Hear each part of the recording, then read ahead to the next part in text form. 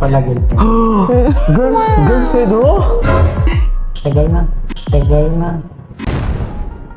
Bagay naman. Ang ganda nga. Lalo kung ano, naggawa ko dyan sa buhok ko. Para ka talagang foreigner dyan sa buhok mo. Kasi tagal natin hindi magkita. Yung sa Davao, pag-uwi natin. Ano po?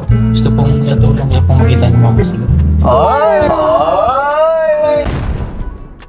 Dapat Kuya Dambo! Uy, Kuya Dambo! Hello, Kuya Dambo. Where's Kuya Dambo? Kuya Dambo! Kuya Dambo, shout out. Kuya Dambo, shout out!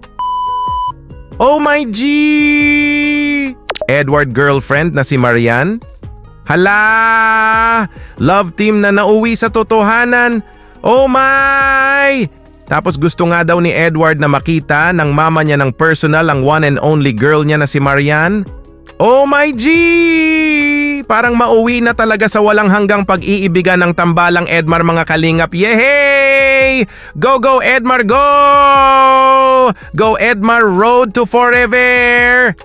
Bago po tayo magpapatuloy sa nakakakilig na pagre-reaction mga ka-Edmar ay, shoutout ko po muna ang ama at founder ng Kalingap, Kuya Val Santos Matubang, at syempre din po, Ate Edna Vlogs, Idol Kalingap Rab, at Ma'am Jackie Tapia Matubang. Pati na rin po sa lahat ng charity vloggers, Kalingap Reactors, especially na po ang Karepa. Patuloy po nating suportahan mga Kalingap, mga ka-Edmar, ang programa ng Team Kalingap sa walang sawang pagtulong nila sa ating mga kababayan.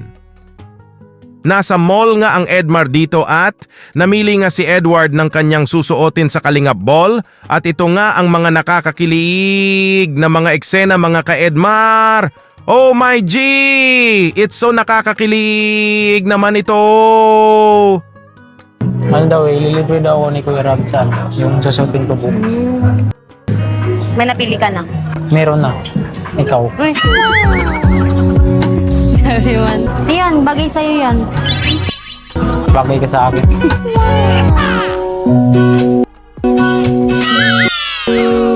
Marian, susukatin ko lang. Pwede lang dito. Sige. Huwag mong mamimiss. Ay, baliw. Edward, ito ata yung kagaya kay Edwin na sapatos.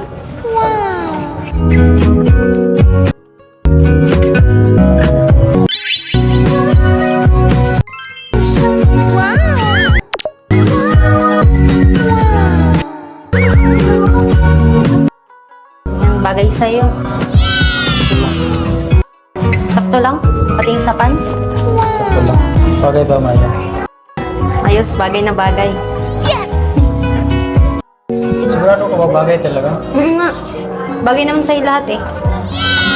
Saka gwapo ka naman, kaya lahat naman bagay sa'yo. Pero mas bagay nga tayo. Oh my G! Nakakakilig naman kayo, Edmar. Grabe! Nang tanungin nga ni Marian si Edward dito kung may napili na ito ay, ang sagot nga ni Edward dito ay, oo ikaw, my Marian ko! O maay! Kilig to the bones, grabe! At nang sinukat nga ni Edward ang napili niya na suot dito, ay, sobrang pogi nga ni Edward dito. Grabe! Ang gwapo talaga ni Edward. Oh my G! Mas lalo ngang na in love si Marian kay Edward sabay sabi, nang bagay na bagay sa'yo my Edward. At ang reply nga ni Edward kay Marian dito ay, ang salitang, mas bagay tayo my Marian ko. Oh my G! Edmar are forever! At ito po mga ka-Edmar, panoorin nyo po ito, good vibes po talaga ito kasi andito nga ang nag-iisang Arjon ito po! May kasama ang chicks ha? Grabe! Ang galing mo talaga. Pakilala mo naman sa akin oh. Maya nga pala girlfriend. Girlfriend mo? Grabe! Tagal na. Sana, utay lang ha? Utay na lang, si ate na lang sa akin. Total, kayo na, edi sa akin na lang siya. Yeah! Ganda niya ha? Sige, ingatan mo siya ha? Mag-usang iiwan, maawa ka sa akin siya. my G! Girlfriend na nga daw ni Edward si Marian. Oh my! Magiging forever is love na talaga ang Edmar. Grabe! Nang malaman nga ito ni Arjon. Ay, Arjon is shock nga dito kaya si ate na lang nga daw ang kay Arjon. Naku po! Super good vibes po talaga pag andyan si Arjon. Oh maay! Arjon, you're the best po talaga pagdating sa pagpapatawa. Tanggal po talaga lahat ng stress namin pag andyan ka. Eh! At ito po mga ka-Edmar, kilig to the bones na naman ito. Oh my J! Ito na po! Parang may bago sa'yo. Ang buhok mo. Pangit mo, bagay sa akin. Bagay nga eh. Nagpakulay ka din. Bagay naman. Ang ganda nga. Lalo kung ano. Naggawa ko dyan sa buhok mo. Yes! Lumitaw yung kaputian mo. Para ka talagang foreigner dyan sa buhok mo. Pag halimbawang kailangan mo ng tulong about sa school nurse, mag-aaral. Magsabi ka lang sa akin pag nahihirapan ka. Boy, nga sa module. Pag nahihirapan ka, magsabi ka lang sa akin, tutulungan kita. Kumbaga, magtagya naman sa'yo. Hindi ko mahiya. Okay lang yan. Sige, next time para lalo kong inspire. Tumutulong sa akin. Masabi ka lang sa akin para yun nga, tulungan kita. Bagay nga daw kay Edward ang may kulay na buhok. Lumilitaw nga daw ang pagkamaputi ni Edward at mas lalo nga daw itong gumagwapo. Oh my G! Nakakakilig naman kayo! Forever Israel na po talaga sa tambalang Edmar. Grabe!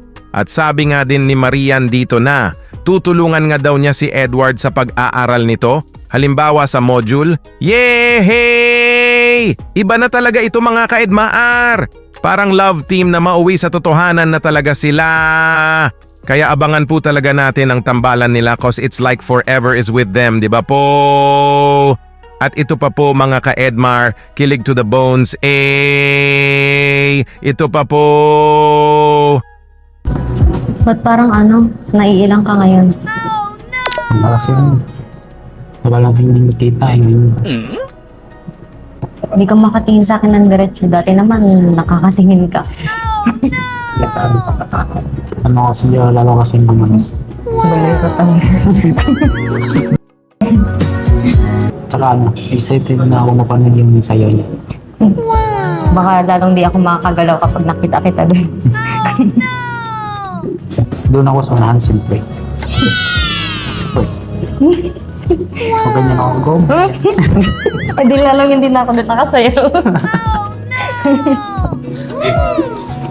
Napansin nga ni Marian kay Edward na parang naiilang ito sa kanya. Dati nga daw ay nakakatingin pa ito ng diretso sa mga mata niya.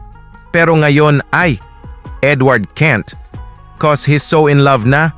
Naku po! That's a sign na po talaga mga ka-Edmar na. Nahulog na talaga si Edward kay Marian. Oh my G! At sabi nga ni Edward dito, mga ka-Edmar na. Mas lalo nga daw gumaganda ang Marian niya. Oh maay! Kilig na ako! Grabe! At super excited na nga daw si Edward na makitang sumayaw ang Marian niya sa Kalingap Ball. Mag-cheer nga daw siya sa one and only girl niya. Oh my G! Go my Marian, go go nga daw. Oh maay! Kilig to the bones eh! Edward very supportive partner. And soon to be forever love ng Marian niya, yehey! At ito na nga po mga ka-Edmar. Edward gustong isama ang one and only Marian niya pag umuwi ito sa kanila sa Davao para ma-meet ng mama niya ang Marian niya. Oh my G! Forever is real! Edmar are forever! Ito na po! Tuloy lang tayo sa mission natin. May mission pa tayo naghihintay. Yung sa Davao, pag-uwi natin. Okay ba sa'yo sama si Marian? Ano po, gusto pong itulong niya pong makita niyo mga sila. Ay, grabe. Kung pwede si Marian, kung available siya nung time na yun, sana magsakto sa bakasyon.